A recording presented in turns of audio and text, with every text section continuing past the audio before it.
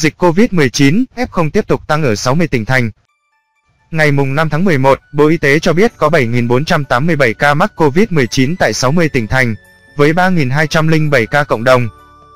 Tính từ 16 giờ ngày 4 tháng 11 đến 16 giờ ngày 5 tháng 11, trên hệ thống quốc gia quản lý ca bệnh COVID-19 ghi nhận 7.504 ca nhiễm mới, trong đó 17 ca nhập cảnh và 7.487 ca ghi nhận trong nước, tăng 911 ca so với ngày trước đó tại 60 tỉnh, thành phố. Có 3.207 ca trong cộng đồng, cụ thể tại Đồng Nai 953, Bình Dương 917, Thành phố Hồ Chí Minh 912, Kiên Giang 477, Bạc Liêu 468, An Giang 411, Tây Ninh 305, Bình Thuận 298, Cà Mau 241, Cần Thơ 199, Sóc Trăng 193, Đồng Tháp 166, Tiền Giang 163, Long An 140, Hà Giang 138, Đắk Lắk 135, Bình Phước 107, Gia Lai 94, Vĩnh Long 92, Hà Nội 91, Bến Tre 90, Trà Vinh 86, Đắk Nông 76, Bà Rịa, Vũng Tàu 74, Ninh Thuận 55, Nghệ An 51, Hậu Giang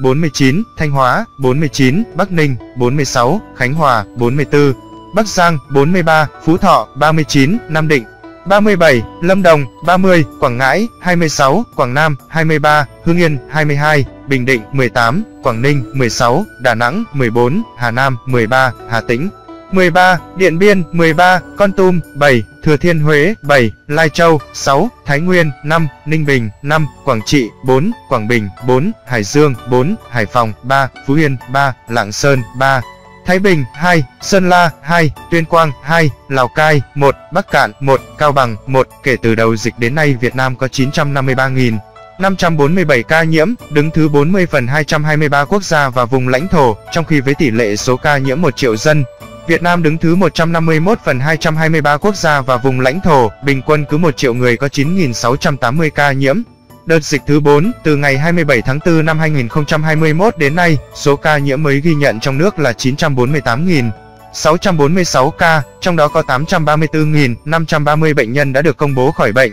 Có 10 tỉnh, thành phố không có ca lây nhiễm thứ phát trên địa bàn trong 14 ngày qua: Ninh Bình, Sơn La, Yên Bái, Lai Châu, Hải Phòng, Tuyên Quang, Thái Bình, Hòa Bình, Bắc Kạn, Cao Bằng. Các địa phương ghi nhận số nhiễm tích lũy cao trong đợt dịch này: Thành phố Hồ Chí Minh 436.629, Bình Dương 237.158, Đồng Nai 70.091, Long An 35.500, Tiền Giang 17.642. Về tình hình điều trị, trong ngày có 1.941 bệnh nhân được công bố khỏi bệnh, nâng tổng số ca được điều trị khỏi lên 837.347 trường hợp. Số bệnh nhân nặng đang điều trị là 3.093 ca, trong đó thở oxy qua mặt nạ 2.193, thở oxy dòng cao HFNC 480, thở máy không xâm lấn 112, thở máy xâm lấn 292, ECMO 16. Về số bệnh nhân tử vong, từ 17 giờ 30 phút ngày 4 tháng 11 đến 17 giờ 30 phút ngày 5 tháng 11 ghi nhận 70 ca tử vong tại Thành phố Hồ Chí Minh